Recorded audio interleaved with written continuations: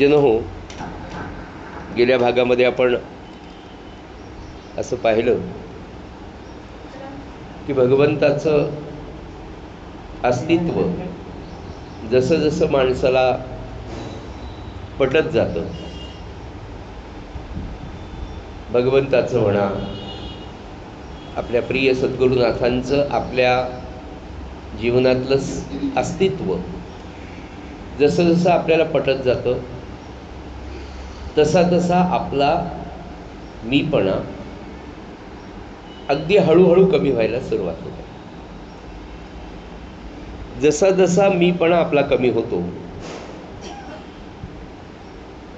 तशी तशी आपली वासना क्षीण होत जाते, वासना कमी होत जाते.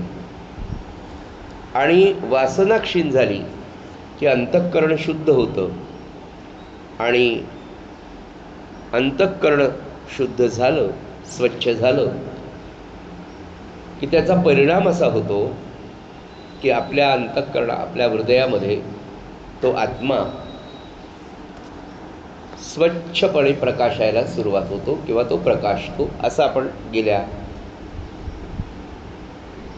ओव्यांमध्ये पाहिलं होतं. त्याच्या पुढच्या आज आपण आता भाग सुरू करत आहोत. सूत्र असं आहे सज्जनो की नाथ महाराज असं सांगतात की दारुण होता संग्रामासी, पावडा पावो युद्धासी, तेव्हा ब्रह्मज्ञान सांगती निज सख्यासी अर्जुना. की दारुण असा संग्राम महायुद्धाच्या वेळेला भगवान श्रीकृष्णाने आपल्या प्रिय सख्याला जे ब्रह्मज्ञान सांगितलं होतं, ते ब्रह्मज्ञान सांगत असताना ऐसा कृपाळू तू नारायण, या लागी तुझ आलो शरण, त्रिविध तापे तापलो जाण, दुःख दारुण दुःख रूप मी पिढीलो. दुःख दारुण संसार, संसार म्हणजे अंधकूप, माझी काम क्रोधादी दुष्ट सर्प, निंदा स्पर्धा काटे अमूप, दुःख रूप मी पडलो, तेथ पडिया लागी पाठी, ब्रह्मद्वेषाचा शूळ पोटी, भरला जी उठाउठी तेने हिंपुटी होतसे, तेथून निघावया त्रिशुद्धी, उपावो न दिसे गा निजबुद्धी, कृपाळू कृपानिधी, आत्मबोधी मज काढी. नाथ महाराज असं सांगतात की जेव्हा हा संसार फार मोठा दुःखरूप आहे, हे जेव्हा लक्षात येतं किंवा लक्षात सामान्य माणसाच्या ज्ञानामध्ये भर पडायला लागते की अरे इतके वर्ष मी प्रपंच केला, तरी त्या सगळ्या प्रपंचाचा आज तागायत मी तर अनुभव पाहिला, तर या सगळ्यांच्याच म्हणजे महाराज तर म्हणायचे अरे ज्याच्या पोटी भगवंत जन्माला आला, त्या दशरथ राजाचा, त्या वसुदेवाचा, प्रत्यक्ष भगवंत त्यांच्या पोटी जन्माला आला, त्यांच्या प्रपंचाच्या तऱ्हा पहा. मूळ प्रपंच संसार कुणाचा का असेना, नाथ महाराज सांगतात की दुःखरूप तो आहे, हे आपल्यालाही पटतं. आणि केवळ प्रपंच दुःखरूप नाही, तर त्या प्रपंचातल्या दुःखाच्या तऱ्हाही वेगवेगळ्या. त्या दुःखाची इतकी विविधता आपल्या जीवनामध्ये आपल्याला प्रपंचामध्ये पाहायला मिळते की कधी कोणत्या दिवशी कोणाच्या वाटेला कोणत्या प्रकारचं दुःख येईल सांगता येत. इतकी आपण दुःख भोगली तरी त्या दुःखाची सवय किंवा आवड आपल्याला कधीच निर्माण होत नाही, होऊच शकत नाही का. हा आपला इतका दिवसाचा अनुभव आहे. आणि ते म्हणाले की संसार म्हणजे अंधकूप, कूप म्हणजे नदी, विहीर, माफ करा, अंधकूप.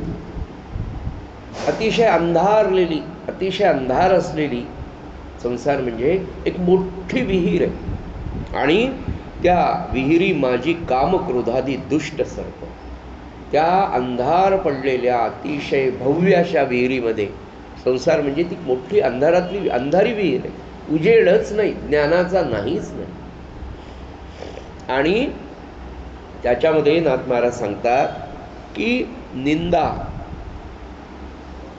काम, क्रोध असे दुष्ट सर्प, निंदा, स्पर्धा, काटे, अमुप, इतकी स्पर्धा आहे प्रत्येकाच्या जीवनात.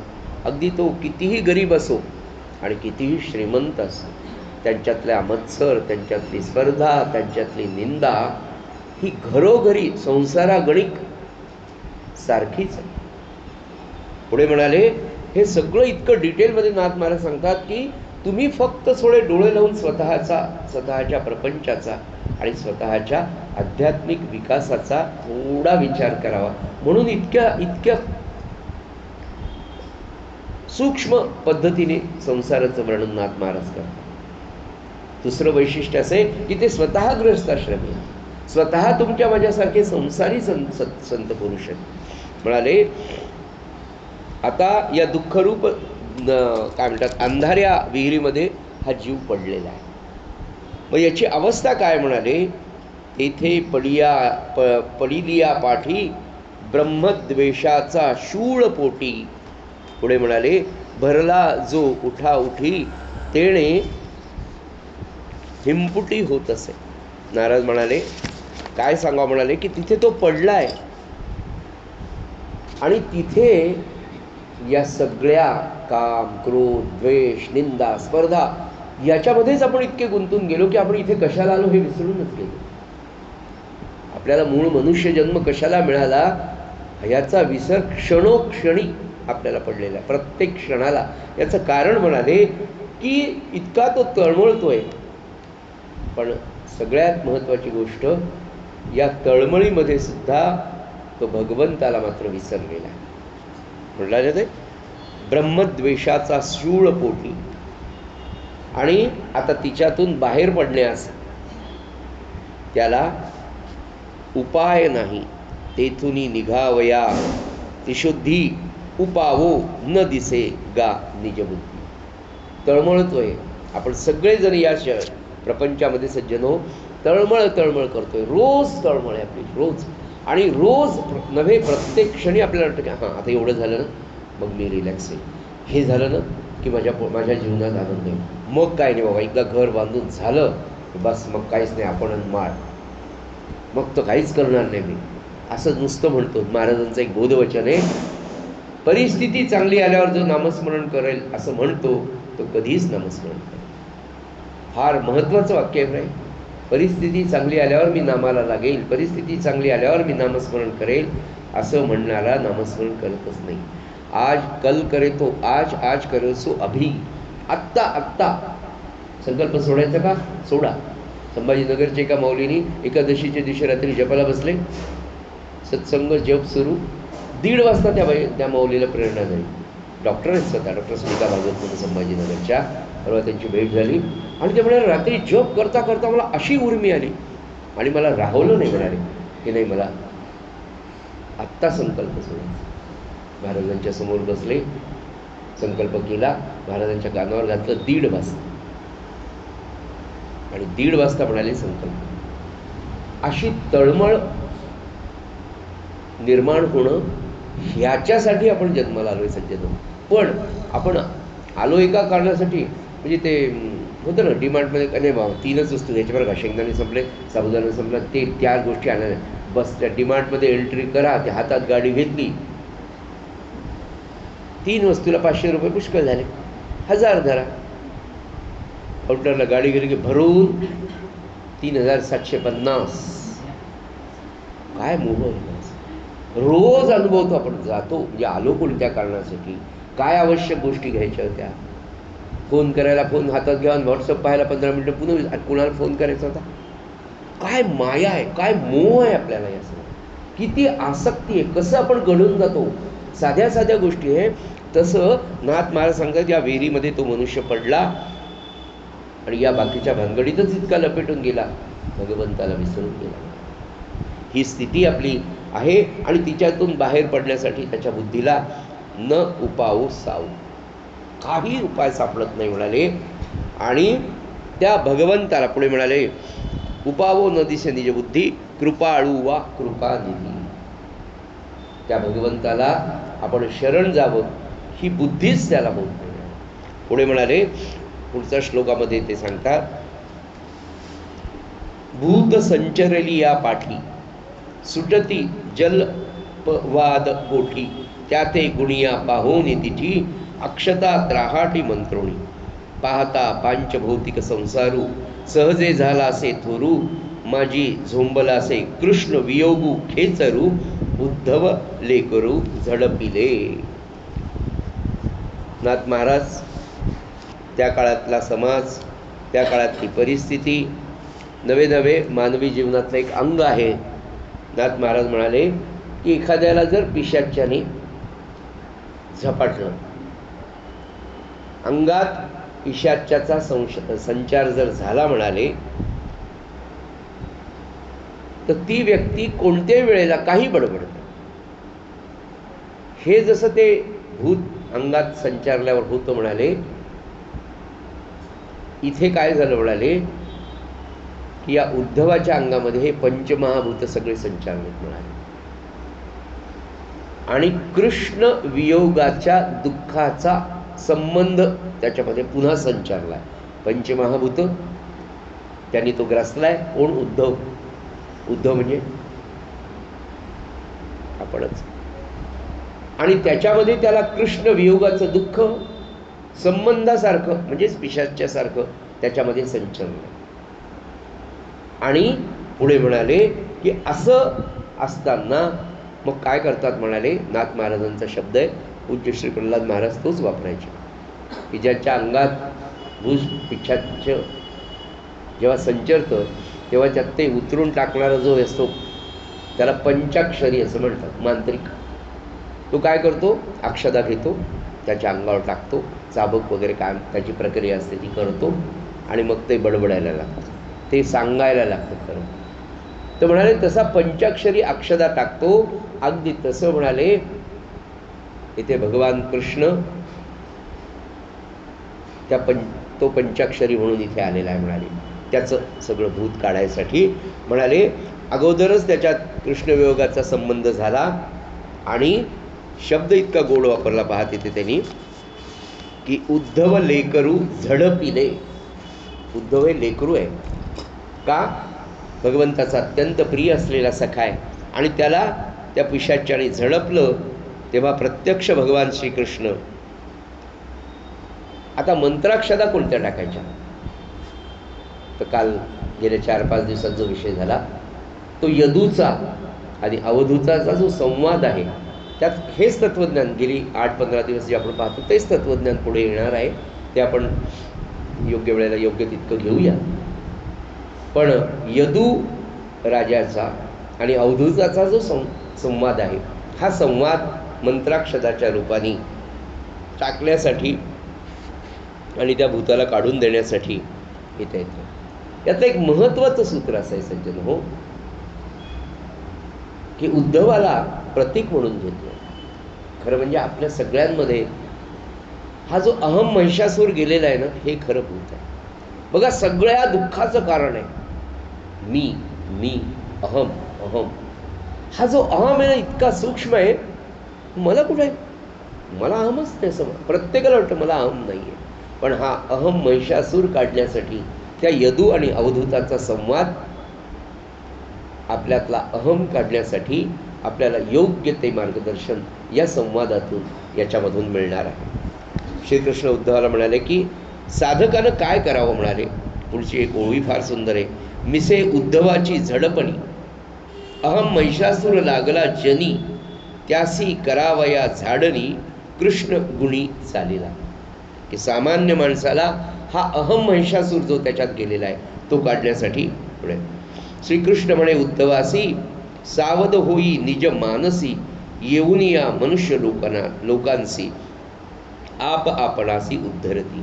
पाहता यथार्थ परमार्थ साह्य नवे माता पिता पुत्रा भात्रा दुहिता कांता साह्य सर्वथा हे नवती.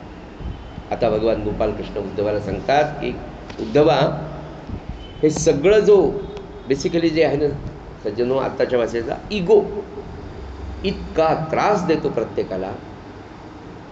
बऱ्याच वेळेला आपलं एक मन सांगत असतं, अरे हा तुझा अहंकार आहे बरं, पण ते दुसरं मूळ अहंकार जो आपला असतो ना ते तसं ऐकत असतं. आणि जाय पटकन त्यानं म्हण सॉरी. लेकर आईला सॉरी म्हणायला तयार नाहीत, आईला बाबांना सॉरी म्हणायला सांग. छोटे हो टिंगरे 3 वर्षाचं कोपऱ्यात जाऊन बसेल, तोंड वाकडं करेल, डोळे वाकडे करेल, पण सॉरी म्हणणार नाही. केवढा अहम त्या 2.5-3 लेकराच्या वर्षाचा मुलाला असतो. आणि तो जसा जसा मोठा होतो, जसं जसं ज्ञान प्राप्त करतो का अज्ञान प्राप्त करतो माहीत नाही. ज्या ज्ञानाला आपण ज्ञान म्हणतो ते खरं अज्ञानच आहे. कारण त्या ज्ञानाने आपल्याला आपला अहमच जर कळत नसेल तर त्याला ज्ञान कसं होणार. सज्जनो, हा भगवंत सांगतात की हे बघ, हा जो हे जे मन आहे बाळा, साधकाने मन अतिशय सावध ठेवावं. आणि हे याच्याकडे बारीक म्हणजे समर्थ म्हणाले अखंड असावे सावधान. कायम आपलं लक्ष आपल्या मनाकडे, कुठे चाललंय, कुठे चाललंय, योग्य चाललंय का, कुठली वासना उठते, ही योग्य आहे का, अयोग्य आहे का. मन माणसाचं अतिशय सावध पाहिजे प्रपंच करत असताना आणि परमार्थही करत असताना. आपण प्रपंचामध्ये बऱ्यापैकी सावधान असतो, पण खरे सावधान आपण नसतोच. कारण प्रपंच करण्यासाठी म्हणून आपण जन्माला आलेलो नाही. तेव्हा जो परमार्थ साधायचा आहे म्हणजे काय, पुनश्च तोच विषय की आपल्याला आनंदी बनायचं आहे, आपल्याला समाधानी बनायचं आहे. ते आज तागायत सज्जनो मिळालं नाही. म्हणून भगवान गोपालकृष्णासारखा योगेश्वर सुद्धा आपल्या शिष्याला म्हणतात की बाळा मन सावध कर. आणि दुसरं काय म्हणाले इथे बघा, आप आपणासी उद्धरती. भगवान गोपालकृष्ण म्हणतात उद्धवा, स्वतःचा उद्धार आपल्यालाच करावा लागतो, नाही दुसरं कोणीच करणार नाही. आपणच आपला उद्धार. आपण जेव्हा आपल्याकडे पाठ फिरवतो तेव्हा आपल्या ऱ्हासाला सुरुवात होते. आणि आपणच जेव्हा आपल्या जीवनाकडे, आपल्या मनाकडे, आपल्या अंतःकरणाकडे, आपल्या वासनेकडे, आपल्या अहमकडे जागृतपणे पाहतो की अरे नाही, चुकतंय, हे मिळवण्यासाठी आपण जन्माला आलो.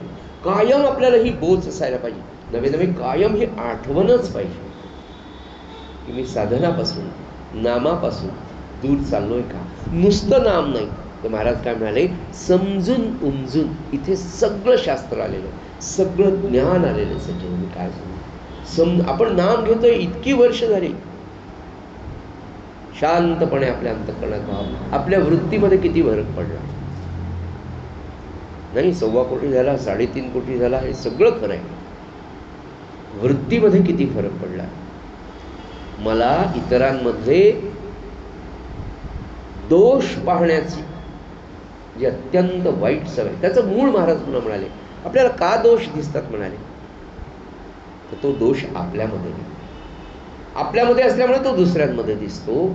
ते आपल्याला कमी करायचं. म्हणून ते पुढे म्हणाले की अरे हा तुझा उद्धार दुसरे कोणी करणार नाही. माता पिता बंधू कांता सर्व सुखाचे सांगणार कोणीच तुझ्या, त्याच्यात पुढे त्यांनी दिले की कोणी नाही. पुत्र भ्राता दुहिता कांता साह्य सर्वथा हे नवती. तुझा उद्धार करून घ्यायला तुलाच पाहावं लागणार. आपण सज्जनो एकटे आलो आहोत. मोकळेपणाने सांगायचं तर प्रत्येक गोष्ट आपल्यालाच करावी लागते. साधं ताप आला, अंग दुखायला लागलं, तुमच्या वेदना तुम्हालाच. तुमच्यावर प्रेम करणारे अत्यंत अनेक असतील, तुमची वेदना, तुमचं दुःख, तुमची आधी, तुमची व्याधी कोणीच नाही. तुम्हाला होणारा मानसिक त्रास कोणत्याच यंत्राने दुसऱ्याकडे ट्रान्सफर करता येईल. तुम्हाला आलेला ताप, तुम्हाला झालेल्या व्याधी म्हणजे शारीरिक, आधी म्हणजे मानसिक, हे कोणाचकडे कुणाला कधी ट्रान्सफर करता येत नाही. आणि ते न करणंच योग्य आहे. तेव्हा हा आपला उद्धार करण्यासाठी भगवान सांगतात की अरे तुझ्या बाबतीत कोणीही तुला, जो परमार्थ साधण्यासाठी केवळ तुला तुझं पाऊल टाकावं लागतं. सज्जनो, आपण एकटे आलो आणि एकटेच जाणार आहे, तेव्हा या मधला जो प्रवास जाणे आणि येण्यामधला, याला आपण जीवन असं म्हणतो. या जीवनात सुद्धा अखंड समाधानी राहणं, आनंदी राहणं, आणि ते जर आपल्याला जमत नसेल तर आपण सगळे फेल आहोत, नापास आहोत या जीवनात. आणि संतांना वाटतं की अरे, तुमच्याकडे शरीर आहे, तुमच्याकडे बुद्धी आहे, तुम्ही का दुःखी राहता? तुम्ही दुःखी नाहीच आहे. पण आपणच त्या दुःखांना, त्या आसक्तीला नाही, माझा माझा नाही, त्याला ताप. अरे, कर्तव्य करा, शांतपणे नाम घेत बाजूला बसून राहा. तुमच्या हातात काहीच नाही. होणं समयो येईल कैसा, याचा न कळे की भरवसा, पक्षी चारी दिशा उडून जा. रात्री सगळे पक्षी अंधारात त्या झाडावर येतात नाही, सूर्य उदय होईपर्यंत सगळे येतात. सूर्याचा उदय झाला त्याच्या आधीच त्याची किलबिलाट सुरू होते.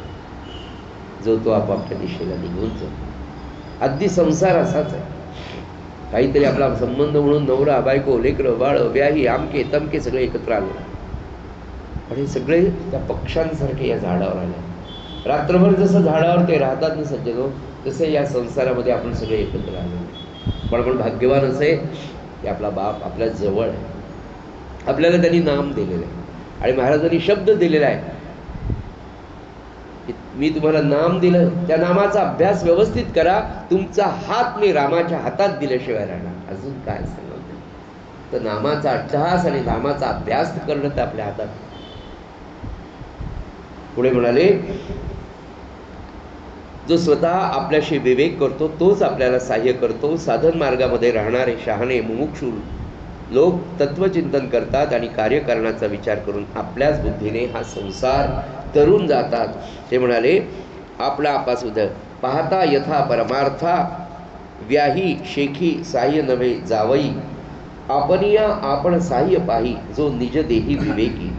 मुमुक्ष मार्गी जे सज्ञान लोकतत्व विलक्षण विचक्षण विचारून कार्यकारणानं स्वबुद्धी जाण उद्धरले. नित्यानित्य विवेके अनित्य सांडिती त्यागमुखे, नित्य ते यथा मुखे सुखे हित संतोखे अंगीकारिती. जे खरे ज्ञानी असतात, नवे नवे ज्यांना या जीवनाचं ध्येय कळालेलं आहे, असे साधक लोक कुणाचाही फारसी मदत न घेता आपला आपला मार्ग, की काय नित्य काय आहे आणि अनित्य काय. हा सगळा संसार अनित्य आहे आणि नित्य तो भगवंत आहे. आणि आपले सद्गुरू त्यांनी दिलेलं साधन, या सगळ्यांचा सार्थ एवढाच आहे सज्जनो, की आपल्याला दिलेल्या साधनाचा योग्य वापर करून जो तो आपला आपण उद्धरून जाऊ शकतो, 100% उद्धरतो. पुढे म्हणाले, आता नित्यानित्य विवेक काय असेल, अनित्य काय आहे. आपला हा नित्याचा जो संसार आहे हा सगळा अनित्य आहे. इथे कर्तव्याने बांधून राहा. याच्यासाठी या सगळ्या तत्वज्ञानाचा अर्थ एका वाक्यामध्ये महाराजांनी सांगितलं, की प्रपंचामध्ये ज्याच्याशी जे कर्तव्य आहे ते देहाने करत राहावं, पण मनामध्ये मात्र कायम एक लक्षात ठेवावं, महाराज मी तुमचा आहे, महाराज मी तुमचा आहे. आणि हे नुसतं मी तुमचा म्हणायचं म्हणजे काय, तर त्याला म्हणतात नाम जपणे. नाम जपणे म्हणजे काय, की सगळा सकाळपासून संध्याकाळचा प्रपंच करत असताना 15-15, 10-10 मिनिटाला लक्ष ठेवायचं की माझं नाम सुरू आहे, श्रीराम श्रीराम. आपण कितीही कामात असो ना, अंतरंगामध्ये आपलं नाम सुरू ठेवू शकतो, नामाची आठवण ठेवू शकतो. हा नित्याचा अभ्यास आहे बघा, करून पहा, 100% साध्य. श्रीराम श्रीराम श्रीराम, काम सुरू आहे, श्रीराम श्रीराम. आतून आपण आपल्या भगवंताशी, आपल्या सद्गुरूंशी, त्या नामाशी घट्ट बांधून ठेवावं. देहाने काम करतं, देहाला तर करावंच लागणार. आणि ते कर्तव्य करणं हे मानवी जीवनातलं अत्यंत महत्त्वाचं सूत्र आहे. नीतिमत्ता, कर्तव्य आणि हे सगळं करत असताना त्याचं ध्यान अखंड ठेवणं. आणि यांनीच तुम्हाला नित्य काय आहे, अनित्य काय आपोआप कळत जातं. काय सांगू सज्जनो, नामाने ज्ञानाची प्राप्ती कशी होते बघा. संभाजीनगरला परवा आम्ही गेलो होतो महाराजांच्या कार्यक्रमाच्या दिवशी. त्या ताईंना मी आपल्या इथे खास बोलवलंय. त्याला म्हटलं एकदा तुम्ही या आणि तुमचे नामाचे अनुभव सांगा. एक ताई आहे, सामान्य परिस्थिती आहे. यजमान एका कंपनीमध्ये काम करतात, 2 मुलं आहेत, एक मुलगा एक मुलगी. मुलीचं जस्ट लग्न झालं, किरायाच्या घरात राहतात. साखरखिरड्याला 13 दिवसाच्या 13 दिवसाच्या जपासाठी आल्या. रोज 13 तासांचं मौन जिजीमाईच्या बाजूला बसून केलं. प्रपंचाला मदत व्हावी म्हणून चांगली परिस्थिती असताना देखील 4 घरी स्वयंपाकाचं काम आनंदाने करतात. छान स्वयंपाक होऊ लागले, मोठ्या मोठ्या ऑर्डर्स येऊ लागले. मे महिन्यामध्ये 15 दिवसात चांगल्या मोठमोठ्या 4, 5, 6 ऑर्डर होते. मैत्रिणी सांगितलं, अगं माझं तर जाणं होत नाही, 13 दिवस मला ऑफिस आहे, तुला जमत असेल तर जातेस का? आलेली सगळ्या कामांच्या ऑर्डर दुसऱ्याकडे हस्तांतरित केल्या. 13 दिवस केलेल्या जपाला आल्या. 13 दिवसात 13 तास मौन करून छान जप केला. घरी आल्या. नामाचं महत्त्व महाराजांनी काय सांगितलं त्यांचं त्यांना माहिती. आज आषाढी एकादशीपासून कार्तिक पौर्णिमेपर्यंत 4 महिने घरी 13 तास, सकाळी 7 ते संध्याकाळी 8 मौन. घरातली सगळी कामं करायची, बाहेरची कामं बंद केली. 13 तास बसतात रोज सगळी घराची कामं करून. संध्याकाळी 8 वाजता त्यांचं मौन सुटलं. सहज त्यांच्याशी नामाच्या गप्पा. तुमचा काय अनुभव आहे नामाचा सांगा. लौकिक अर्थाने 4 घरी स्वयंपाकाची सेवा देणारी आपली गुरुभगिनी म्हणाल्या, मुळात माझा स्वभाव अत्यंत रागीट. आणि म्हणाल्या, थोडं सांगू का, कोणी 1 शब्द बोललं तर मी 4 शब्द बोलणारी बाई म्हणाली. कोणी म्हणायचं उशीर की मी तलवार काढून तयार. हा माझा मूळ स्वभाव. म्हणजे कोणी मला म्हटलं असं, अरेला कारे म्हणजे कारे 4-5 वेळा कारे म्हणायचं म्हणाले की तिने पुन्हा आपल्याकडे पाहून आपल्याला बोलूच नाही. इतका माझा भांडकुदळ आणि रागीट स्वभाव. माझा जप सुरू झाल्यापासून, माझं मौन सुरू झाल्यापासून. 1-2 उदाहरणं घरातली सांगितली. ह्या असं बोलल्या, आमकं तुम्ही. सासूबाई आणि जावेचे माझ्यासाठीच भांडणं सुरू झाले. एवढंच म्हटलं, 1 शब्दही मी बोलले नाही. आणि 4 महिन्यापूर्वीची मी जर असते तर दोघींचा भांडून कुदळा पाडला असता. हे माझं मला कळतं की काय बोलायचं कशाला. महाराज बोलले का म्हणे कधी कोणाला? इथे महाराज असते काय केलं असतं? महाराज बोलले असते का?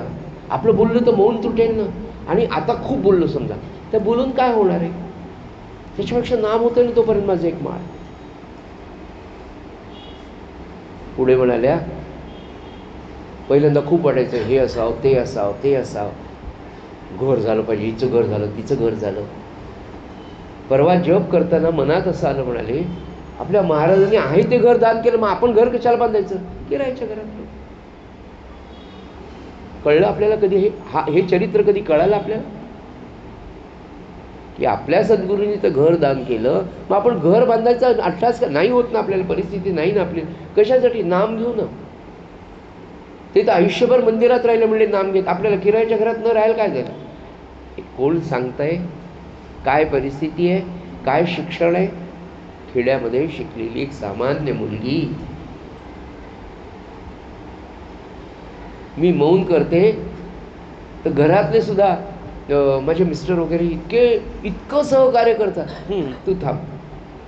त्यांना बोलायचं असतं पण माझ्या मौनाचा प्रभाव म्हणजे असे ते अहो तुम्ही बोला ना म्हणले संध्याकाळी. काय प्रभाव. सगळं व्यवस्थित करतात. म्हणाले माझ्या नामाला काही अडचण नाही. आणि खरं सांगू का, नाही बोलावं असं वाटतं की कशासाठी आपण इतकं बोलतो. काय महत्वाचं, काय नामाचं महात्म्य सचिन. मला हा विचार तर इतका रे, आपल्या महाराजांनी घर दान केलं, आपली घरासाठी किती मरमर चालली. त्यांनी हे सोडलं, त्यांनी सोडलं, आणि आपण धरतोय ते सगळं. हा विचार एका स्त्रीला फक्त नामातून आलाय, नामातून त्या जीवाला. हे खरं ज्ञान आहे की नाही? महाराज म्हणाले, नाम घ्या तुम्ही, सगळं ज्ञान येईल तुम्हाला. आणि कोणतं? की जे ज्ञान, खरं ज्ञान कोणतं? जे तुम्हाला समाधान देतं. आणि त्या म्हणाले, काय काही, त्यामुळे मला फक्त नाम नाम नाम. सगळे मी कर्तव्याला कुठेही चुकत नाही म्हणाले. सगळ्यांच्या घरी जाते, हे करते, जे जावेसाठी सुरू. आता सांगत होते आमचे नातेवाईक कोणते काय बोलतात. आता त्या बोलल्या तरी मला माझ्या कानाला, म्हणजे कानाला स्पर्श सुद्धा होतो. बरं, ही वृत्ती याला म्हणतात अंतरी. ते जे म्हणाले ना की तुझ्या अंतःकरण स्वच्छ होईल आणि त्या अंतःकरणामध्ये तो आत्मा प्रकाशेल. सज्जनो बघा, 1 महिना फक्त त्यांना आत्ता नाम घेऊन हे मौन सुरू करून त्यांनी केला. रोज नुसतं मौन नाही, तर त्या मौनाबरोबर नाम. बरं, हे सगळं करत असताना घरचे कपडे धुणे, काय बायकांना काही चुकतं का? सकाळी अंगण सड्यापासून तर झोपेपर्यंत केवढा केवढा बदल एका नामाने, एका उपासनेने, एका नुसत्या विचाराने, एका सात्विक विचाराने मनुष्य कुठे जात असेल. तेव्हा ते म्हणाले की साधकाला त्याचा उद्धार त्यालाच. आणि जेव्हा एक व्यक्ती एवढा जप करत असेल घरामध्ये, सज्जनो, भावी काळ किती छान असेल हे वेगळं सांगायची गरज आहे. प्रारब्ध चुकत नाही, पण मनाची स्थिरता कशी काम करते हे आम्ही काल पाहिलं. दुःखाचा डोंगर जरी कोसळला, महाराज आतून शक्ती देतात, समजून सांगतात, नको शोक करू, नको दुःख करू. हे आनंदाकडे जाण्याचा मार्ग, हा समाधानाकडे जाण्याचा मार्ग आहे सज्जनो. आणि हा समाधानाचा मार्ग सद्गुरूंनी सांगितलेल्या साधन मार्गामध्ये आपल्यासाठी अत्यंत सोपं, उपाधिरहित, काहीच नाही. बस एक काउंटर, एक माळ छोटी हातात घ्या, नाम घेत बस. अगदी आपली सगळ्यांची एक वृत्ती. पहिल्यांदा जर बस स्टँडवर गेलो आपण, गाडी जर 2 तास नाही आली तर काय चिडचिड व्हायची. 15 मिनटं लेट झाली एखादी गोष्ट, आपल्याला चिडचिड होत असे. आता तोपर्यंत 2 माळा होतात ना, येईल. गाडीत बसलो, गाडी थांबली क्रॉसिंगला, चिडचिड व्हायची. ती चिडचिड कमी करण्याचं सामर्थ्य त्या नामाच्या संकल्पामध्ये असायचं. म्हणून भगवंत सांगतात, सगळे संत सांगतात की अरे तुझा उद्धार तुला स्वतःला करायचा आहे, दुसरा कोणी करेल. आता पुढचा विचार सांगताना ते म्हणतात, साह्य परमार्थ. ओके, नित्यत्वे जे उरले जाणं, ते स्वरूप माझे चितघण, तेची साधकाचे साधन जाणं, अनन्यपणे चिंतिती. भाविका माझी दृढ भावना, मीची ते होती जाणा, कीटकी भृंगीची या खुणा, आप आपणाची उद्धरती. वेगळा छान असा विचार आहे. ते म्हणाले की त्या स्वरूपाचं, साधकाचं, आता त्या परमात्म्याचं, त्या चितघन परमात्म्याचं चिंतन साधकाने करत राहावं. हे सगळं आपल्यासाठी हे सज्जन. फक्त उद्धव समोर उभे आहेत. खरं म्हणजे भगवान गोपालकृष्ण हे डायरेक्ट आपल्याला सांगतात. आपला भगवान गोपालकृष्ण तो सद्गुरू, श्रीकृष्ण हा सद्गुरूच आहे. वंदे काय, कृष्णम वंदे जगद्गुरू असं म्हटलं ना, तोच सद्गुरू आहे खरा. तोच या रूपाने आपल्याला लाभला आहे. तर म्हणाले त्या स्वरूपाचं अनन्य भावानं शरण म्हणजे काय? कोणतं स्वरूप? आपलं मूळ स्वरूप. मी तोच आहे, मी तोच आहे, मी तो भगवंताचा अंश आहे, असं या भावनेनं चिंतन करता करता आपण आपल्या स्वरूपाशी दृढ भावना वाढवत जातो. नाम घेणं हे त्याचं सूत्र आहे. नाम घेणं हा त्याचा मार्ग आहे सज्जन. श्रीराम श्रीराम श्रीराम म्हणजे 100 वेळा श्रीराम म्हटलं तर 2, 5, 10 वेळा तरी आपल्याला आपले सद्गुरू किंवा तो भगवान श्रीराम दिसतं की नाही, म्हणजे त्याचं चिंतन होतं की नाही. आणि आपले सद्गुरूच श्रीराम आहे. तेव्हा त्या सद्गुरूंचं चिंतन करत असताना आपण नाम घेतो, म्हणजे नाम आणि स्मरण असा शब्द होतं ना आपल्याला. नाम घेता घेता सद्गुरूंची चरणकमल पाहतो पाहतो पाहतो. नित्यनाम नित्यचरण, नित्यनाम नित्यचरण असं स्मरण होता होता ज्याचं चिंतन आपण अखंड करत जातो ना सज्जनो, कालांतराने आपण तसंच बनतो. नवे नवे आपल्याला ते बनायचं आहे. मी तोच आहे, मी तोच आहे, मी तोच आहे, मी तू नाही, तू नाही, मी नाही, मी नाही, मी नाही, तू आहे, मी नाही. नाम घेणं म्हणजे ही भावना अखंडपणे जगत राहणं. आणि जेव्हा आपण अखंडपणे ही भावना जगतो सज्जनो, त्यावेळेला आपण तद्रूप होऊन जातो, म्हणजे भगवंताचं रूप, आणि आपण आपला उद्धार करून घेतो. पुढे म्हणाले की मानवाच्या जीवनामध्ये ते अतिशय सुंदर एक गोष्ट आहे की मानवसामध्ये आपण जे देहाने कर्म करतो ते आपल्या हिताचं आहे किंवा नाही, त्याने आपण तरुण जाऊ का तरुण जाणार नाही, हे प्रत्येकाच्या मनामध्ये सहज स्फूर्तीने आपल्याला कळतं. नाथ महाराज म्हणाले की तुमचं तुम्हालाच कळतं. कसं कळतं म्हणाले की ही सहज भावना आहे. कोणती सहज भावना आहे की माझं हित कशात आहे आणि माझं हित कशात नाही, हे आपल्याला सहजस्फूर्तीने कळतं. अगदी चालताना सुद्धा खड्डा आला तर आपण ब्रेक दाबून बाजूनी गाडी नेतो, नाही का? तसं नाथ महाराज म्हणाले की मी या गोष्टीने तरुण जाईल की नाही, मी कशाने तरुण जाईल किंवा कशाने तरुण जाणार नाही, हे सहजस्फूर्तीने आपल्याला कळत असतं. आणि ही सहजस्फूर्ती आपल्याला भगवंताच्या कृपेने लाभली आहे. पश्वादी योनींच्या ठाई हित हित ज्ञान असे पाही, मा पुरुषाच्या पुरुष देही ज्ञान पाही स्फुरद्रूप. पुढे असं म्हणाले ते की प्रत्येकाच्या मनामध्ये सहजपूर्तीने आपल्याला हे कळतं की अशुभ वासना सोडून जो मनुष्य दृश्याबद्दल संकल्प विकल्प करत नाही तोच स्वतःचा गुरु होतो. जे कर्म करिता देही करितो मी देही तेन तरेन की नाही, हे ज्याचे ठाई स्फुरद्रूप पाही कळत असे. सांडोनी अशुभ वासना जो न करी विषय कल्पना, तो आपुला गुरु आपण जाना नरक यातना चुकविसी. जो साधक, जो मनुष्य, नाथ महाराज म्हणाले अशा प्रकारचा विचार सदोदित हा सगळा जो विषय आहे सज्जनो, हा महाराजांच्या बोधवचनाचा एक अर्धा भाग आहे की तुम्ही समजून उमजून नाम घ्या. तर समजून उमजून नाम घ्यायचं म्हणजे काय करायचं, तो हा विषय. नाथ महाराजांनी अतिशय बारीक सारीक गोष्टींचा विचार करून आपल्याला सांगितलं की म्हणाले खरा साधक कसा असतो. म्हणाले जो कंटाळला जन्म गर्भासी, मरो मरो उबगला मरणासी, आधी लागली मानसी जन्म मरणासी नासावया. आवडी नुपजे स्त्री पुत्रांसी, निद्रान लागे हरनिशी, काळे गासिले आयुष्याशी निजहितासी न देखी.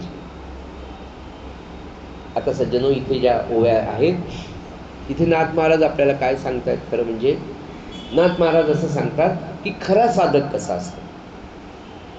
थोडक्यात तुम्हाला सांगू का, आपण कसं बनावं, आपण कसं असावं, आपण कसं वागावं, आपल्याला काय व्हायचंय याचं मार्गदर्शन नाथ महाराज आपल्याला करतात.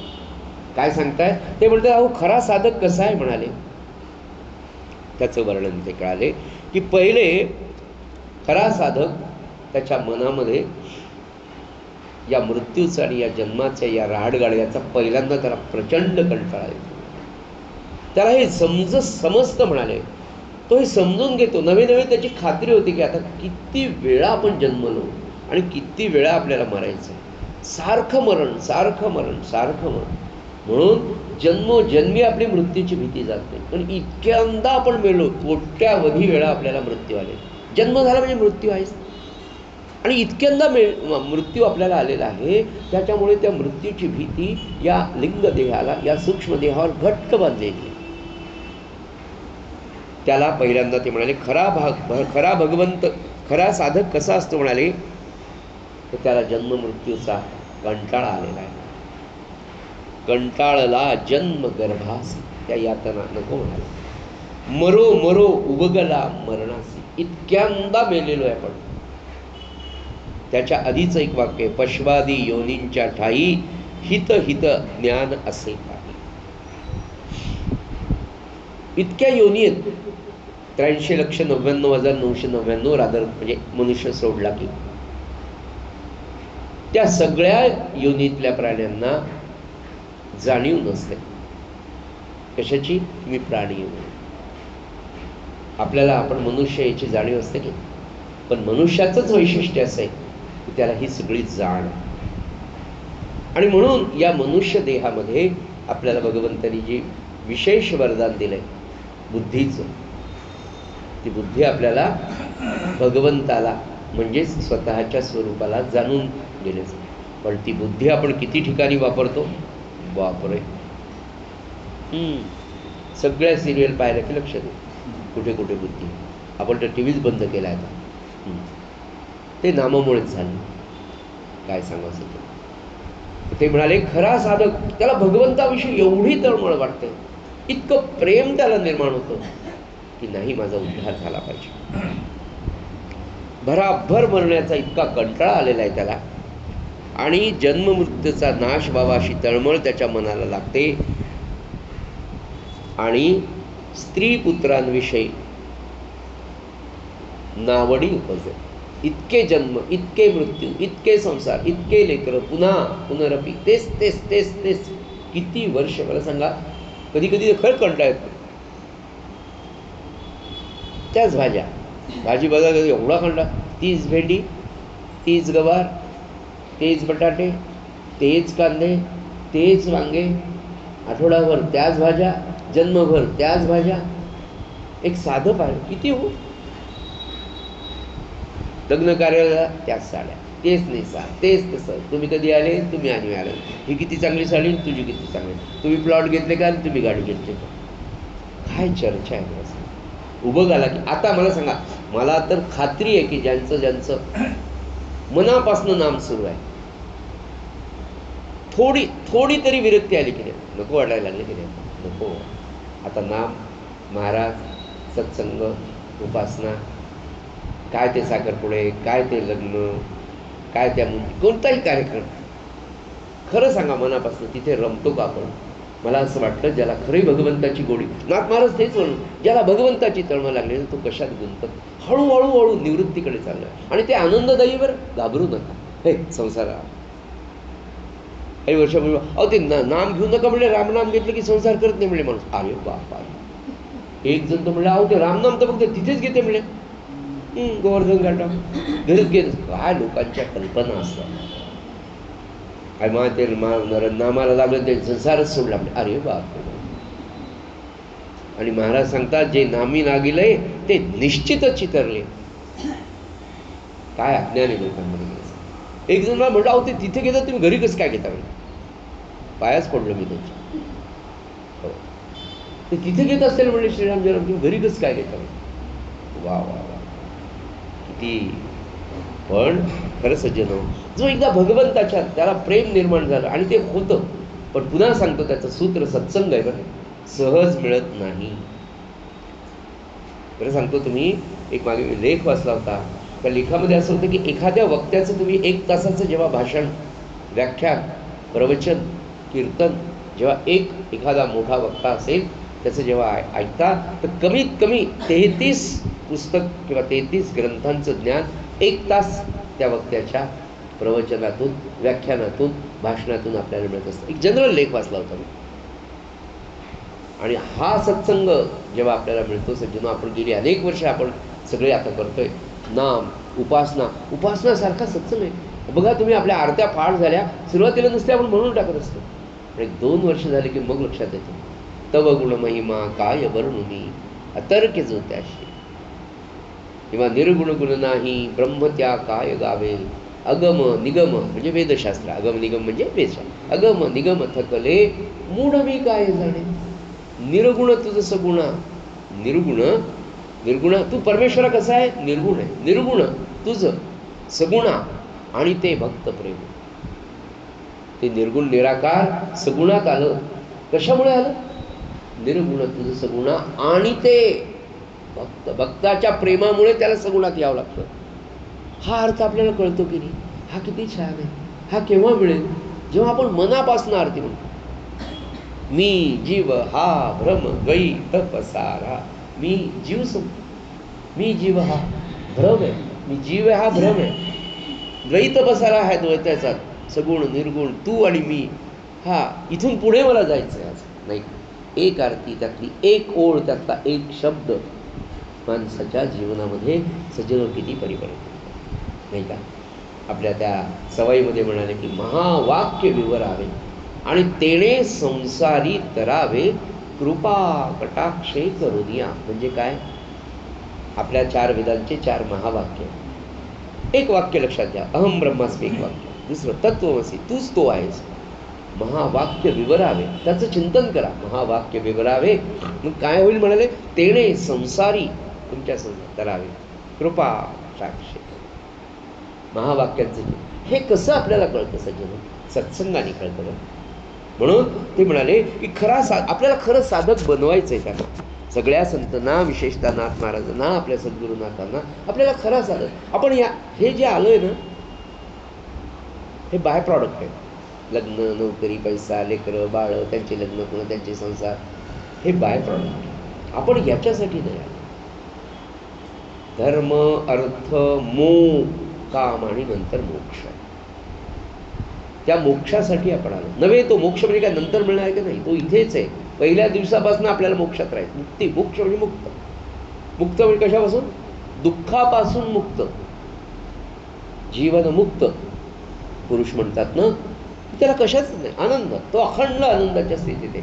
तसं आपल्याला राहण्यासाठी नाथ महाराज सांगतात की खरा साधक त्याच्याविषयी, त्याच्या मनात कोणाविषयीही मोह राहत नाही. पुत्र नाही, काय ते म्हणले आहे, चाललंय, आनंद आहे, म्हणले करतो मी. आणि भगवंताच्या प्रेमामुळे, भगवंताच्या आसक्तीमुळे मला भगवंत हवा, मला भगवंत मिळवायचा आहे. खऱ्या साधकाला रात्रंदिवस सज्जनो झोप लागत. कशासाठी? ध्येय निश्चित झालं. ध्येय काय निश्चित झालं आहे? की मला भगवंताची प्राप्ती करायची. भगवंताची प्राप्ती म्हणजे काय? आपल्या समाधानासाठी नाही, तर आपल्याला समाधान प्राप्त होणं म्हणजे भगवंत प्राप्त. मिळालं आहे का भगवंत आपल्याला? मिळालं आहे का समाधान आपल्याला? नाही मिळालं. मग काय? मला ते मिळवायचं आहे ना. प्रपंचातली धडपड आपली आहे ना. मी आत्ताच म्हटलं की नाही आम्हाला घर बांधायचं, हो घर बांधायचं आहे. 5 वर्ष झाले, सारखा विचार, सारखं आमचं नियोजन चाललं. 5 वर्ष सगळी पुंजी जमा केली, आता झालं, आमच्या बजेटमध्ये बसणारं घर मिळालं. ध्येय ठरवलं आहे 5 वर्षाचं, हे प्रापंचिक ध्येय. तसं सज्जन हो, मला भगवंत मिळवायचं आहे, मला शाश्वत समाधान मिळवायचं. भगवंत मिळवणं म्हणजे शाश्वत समाधान मिळवणं. आणि मग या शाश्वत समाधानाचा हे ध्येय ठेवल्यावर जसं मनुष्य वागेल, त्यामुळे ते मला, हे मुलं असतात ना, तेव्हा परीक्षा येते, MPSCची असो, UPSCची असो, ग्रॅज्युएशनची असो, जिथे आपल्या लाईफचं टर्निंग पॉईंट आहे, त्या परीक्षेला मुळं रात्रंदिवस हा टॉपिक राहिला, तो राहिला, तो करतो, तो करतो, तो करतो. रात्रंदिवस त्या विद्यार्थ्याला जशी सज्जन आपण खऱ्या अर्थाने विद्यार्थी येतो. जो स्वतःला विद्यार्थी समजून आपल्या रिझल्टच्या दिशेने काम करेल की नाही, ही माझी परीक्षा आहे, हा माझा सिलेबस आहे, इतकेच दिवस माझ्याकडे स्पॅन आहे अभ्यासासाठी. 7च दिवस आहेत आपल्याकडे, सोमवार ते रविवार. कारण कोणत्या तरी सोमवारी किंवा कोणत्या तरी या 7 दिवसामध्ये तुमचं एक्झिट ठरलेलं. कोण समयो पाहिलं ना आपण, कसा कधी कोणाला तो काळ घेऊन जाईल माहीत नाही, क्षणामध्ये संपून जाईल. तेव्हा मला माझं हे ध्येय गाठायचं आहे, त्याला झोप लागत नाही.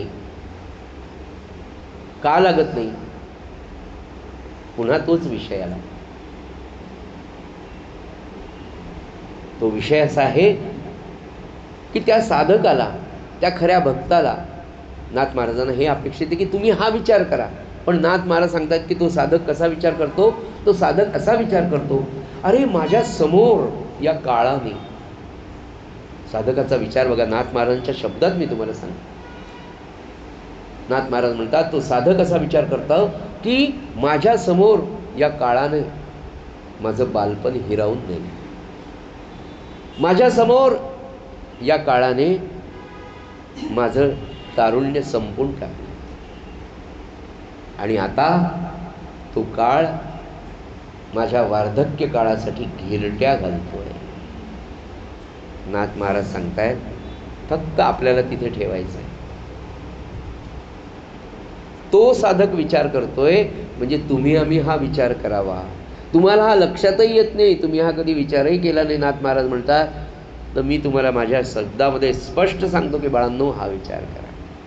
बहुत आयु गेले राहिले अल्प जेकी, उर्वरित नच जावो व्यर्थ वाया गेलं. बालपण गेलंय, तारुण्य असं असं संपणार आहे आत्ता. आणि वार्धक्य आल्यानंतर ते परावलंबित, तो कॉट, ते बेडरिडन, काय कोणत्या जन्मातलं कोणतं फळ आपल्याला मिळणार आहे. आज दिसणारं तारुण्य उद्या असं सहज संपून जातं. सहज. बरं, त्या तारुण्यातला उन्माद, त्या तारुण्यातला अहंकार, त्यातली सगळी ती मिजास काळाच्या ओघात संपून जाणार आहे. म्हणून जे खरं आहे, जे सत्य आहे, जे शाश्वत आहे, म्हणजे जे कधीच त्याच्यापासून परावृत्त होणार नाही आहे, त्याला धरून चाला आणि ते शाश्वत आहे भगवंत. पुढे म्हणाले की वार्धक्य इतक्या घोटाळ्यांनी एखाद्या जाळ्यासारखं पसरलेलं आहे आणि ते वार्धक्य देखील तो काळ खाऊन टाकणार आहे याची स्पष्ट जाण. नवे नवे हा अखंड विचार त्या साधकाच्या मनामध्ये असतो. नवे नवे सज्जनो, याचा विचार आपण करावा, हे सकल संतांना, नवे नवे नाथ महाराजांना अपेक्षित आहे. भगवंत उद्धवाला सांगतायत तो संवाद नाथ महाराज तुम्हा आम्हाला सांगतात. सज्जनो, आपलं आयुष्य झपाट्याने आणि व्यर्थतेमध्ये जातं. नाथ महाराजांचं वाक्य आहे, आपलं आयुष्य झपाट्याने व्यर्थतेत जातं आहे. शांतपणे विचार करावा. सज्जन हो, की आपण आज इतक्या वर्षांचे झालो. आज मी 50 वर्षांचा, 52 वर्षांचा आहे. यातले अर्ध आयुष्य तर मी झोपेमध्ये घातलं. अर्ध्याच्या वर आयुष्य राहिलेल्यापैकी विषय उपभागात, भोगामध्ये मी घालवलेलं. काय केलं आहे मी भगवंतासाठी? आत्ता जर क्षणात माझ्यासमोर तो यमदूत आला आणि मी तुला घेऊन जातो, तो जर आपल्याला चित्रगुप्ताकडे घेऊन जाणार आहे आणि त्याने जर विचारलं की गड्या एवढ्या वर्षांचं आयुष्य दिलं, तुझा हिशोब सांगतो का? सांगण्यासारखा आपल्याकडे नसतो. मग तो आपलं प्रगती पुस्तक काढणार आहे, दाखवतो तो. त्यामुळे तुम्ही पाहून आले का? मला विचारलं तुम्ही पाहून आले का? मला पाहून यायची गरज नाही, तुम्हालाही पाहून यायची गरज नाही. ज्यांनी पाहून आले त्यांनी आपल्याला सांगून ठेवलं. आपलं शास्त्र, आपले वेद, आपले उपनिषद, आपले संत जे सांगतात ते कधीच असत्य भाषण. आणि तिथे जेव्हा आपले प्रगती पुस्तक आपण पाहतो तेव्हा क्षणाक्षणांचा दृक्श्राव्याचा चित्रफित तिथे दाखवली जातो. तिथे तुम्ही नाही म्हणूच शकत नाही, कारण सगळं रेकॉर्ड आहे. सगळं रेकॉर्ड आहे. CCTV आत्ता आले, त्यांनी बसवलेले. बरं, ते जन्म झाला की तुमच्याजवळ दिले, इनबिल्टच आहे. बरं, ते इतकेच पॉवरफुल आहे की ते दिसतही नाही आणि चित्र तर फटाफट काढून ठेवलं. मला असं वाटलं मी दारबीर लावून बसलो, काय करतोय, अंतरंगात माझ्या काय चाललं याचं महाराज काय. महाराज आणि किती सांगावं महाराज म्हणजे तुमच्या मनात तो विचार यायच्या आधी मला कळलेला. अरे बापरे. म्हणून आपण त्यांना सांगितलं गरजे, महाराज आज पुरणाची पोळी खावटायली, डायबिटीस आहे, काय करावं, सांगून टाकावं त्यांना. त्यांना माहीत नाही का? त्यांना माहितीच आहे. नाथ महाराज सांगतात की त्या साधकाची दृष्टी सज्जनो इतकी स्पष्ट स्वच्छ असते की त्याला या काळाचा महिमा कळतो. आपलं आयुष्य हे खरंच व्यर्थ गेलेलं आहे. ही बोच जेव्हा ज्या दिवशी लागेल ना सज्जनो, त्या दिवशी खरा जप सुरू होईल. खरा जप तोच आपल्याला करायचा आहे. तो आपला होत आहे, होणार आहे. या पवित्र भावनेमध्ये अत्यंत विवेकाने, सत्सद बुद्धीने आपल्याला राहायचं आहे. सज्जनो, आपलं आयुष्य व्यर्थ जात आहे आणि त्यामध्ये आपला घात आहे हे त्याच्या लक्षात येतं. आपल्या आलं का? नसेल आले तर आता आणून घ्या, असं नाथ महाराज सांगतात. आपण काहीच नाही.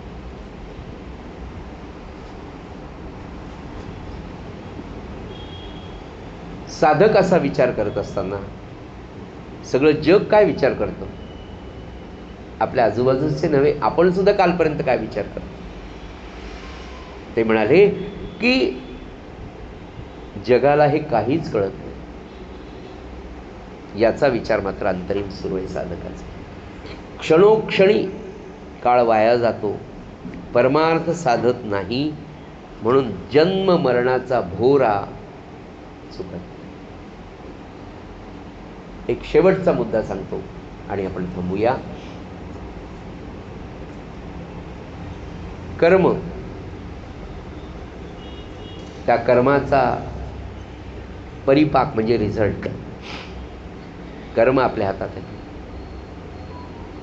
जे कर्म करू त्यातून 2 गोष्टी प्राप्त होण्याच्या, एक स्वर्ग किंवा नरक, आणि चौथी गोष्ट त्याच कर्माने तुम्ही ब्रह्म जाणू शकता. म्हणजे मानवाच्या हातामध्ये परमेश्वराने 4 गोष्टी दिल्या. पहिलं कर्म, दुसरं स्वर्ग, तिसरं नरक, आणि याच्या पुढे जाऊन ब्रह्मप्राप्ती. कर्म, स्वर्ग, नरक आणि ब्रह्म या 4ही गोष्टी माणसालाच, एक शब्द ॲड करतो, केवळ माणसाला शक्य त्याच्या जीवनात आहे. हे ज्ञान नाथ महाराज सांगतात की अरे विचार करा, म्हणजे आपल्या हातामध्ये केवढी मोठी एक चावी भगवंताने दिली की तू नर आहेस, नर म्हणून जन्माला आला, मनुष्य म्हणून जन्माला आलास, आणि ह्या गोष्टींचं स्वातंत्र्य दिलं, तुला बुद्धी दिली, कर्माचं स्वातंत्र्य दिलं, त्या कर्मापासून काय फलनिष्पत्ती होणार आहे हे पण दिलंय. हे तू जाणतोस, हे तुला कळतंय की तुला स्वर्ग मिळवायचा, नरक मिळवायचा, का तुला ब्रह्म व्हायचंय. एवढी मोठी अपॉर्च्युनिटी सज्जन हो मानवाला भगवंतांनी दिली. म्हणून ते जे म्हणतात ना, गेला गेला हा नरदेह, सज्जन इतके ऑब्स्टॅकल्स आहेत जन्माला येण्यात, मनुष्य जन्माला. मॅथमॅटिक्समध्ये परमुटेशन आणि कॉम्बिनेशन्स असतात. माहीतच नाही की किती किती प्रकारचे कॉम्बिनेशन्स आणि किती प्रकारच्या शक्यता, नाही का. लॉटरीचं तिकीट घेतलं, किती लोकांनी घेतलेलं असतं, तुमचा नंबर येईल याला किती अडचणी आहेत, येतो का तुमचा नंबर. तसा मनुष्य त्याच्या कितीतरी पटीने अवघड सज्जन मनुष्य जन्म आहे. म्हणून या जन्मामध्ये पापकर्माचा त्याग करून आपण मोक्ष धर्म स्वीकारावा. जन्ममरणाचं आवर्तन पुढे अनर्थ रोकडा.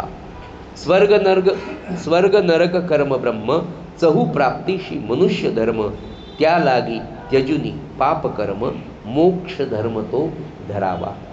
माणसाने या 4 गोष्टी सज्जन लक्षात घ्याव्या.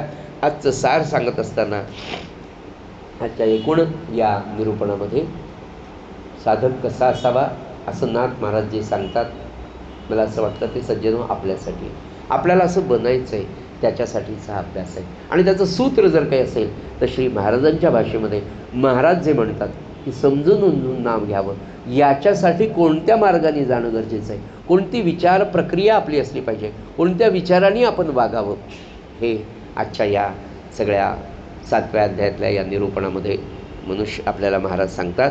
म्हणून आज झालेली सेवा शांती ब्रह्मनाथ आणि सद्गुरुनाथांच्या चरणी अर्पण करूया. आणि दुसरं म्हणजे मानवी जीवनात कोणत्याही परिस्थितीत आपल्याला ते शाश्वत समाधान मिळवण्यासाठी काय करावं, कोणतंही दुःखाची घटना घडली तर आपण कशा पद्धतीने विवेक आचरावा, याचं सूत्र ज्या अभंगामध्ये नाथ महाराजांनी आयुष्यभर वागून आपल्याला सांगितलं, ते सूत्र या अभंगाच्या आणि प्रार्थनेच्या रूपाने आपण घेऊ आणि आजच्या आईचा समारोप करूया.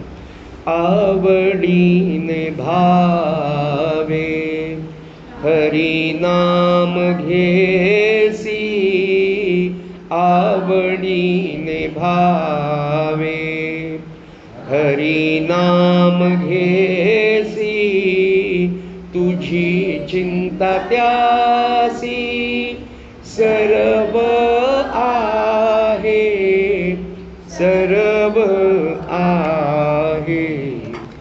आवडीने भावे, नको खेद करू कोणत्या गोष्टींचा, नको खेद करू कोणत्या गोष्टींचा, पती लक्ष्मीचा जाणतसे,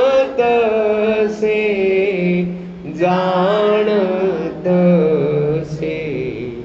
आवडीने भावे, सकल जीवांचा करीतो सांभाळ, सकल जीवांचा करीतो सांभाळ, तुझ मुकलील ऐसे नाही, ऐसे नाही आवडीने भावे, जैसी स्थिती आहे तैशा परी राहे, जैसी स्थिती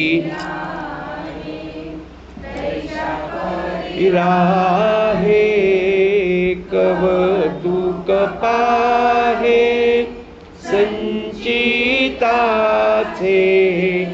संचिताचे आवडीने एका जनार्दनी भोग प्रारब्धाचा, एका जनार्दनी भोग प्रारब्धाचा, हरी कृपे त्याचा नाश आहे, नाश आहे भावे, हरी नाम घेसी तुझी चिंता त्यासी, सर्व आहे, सर्व आहे आवडी भावे, आवडी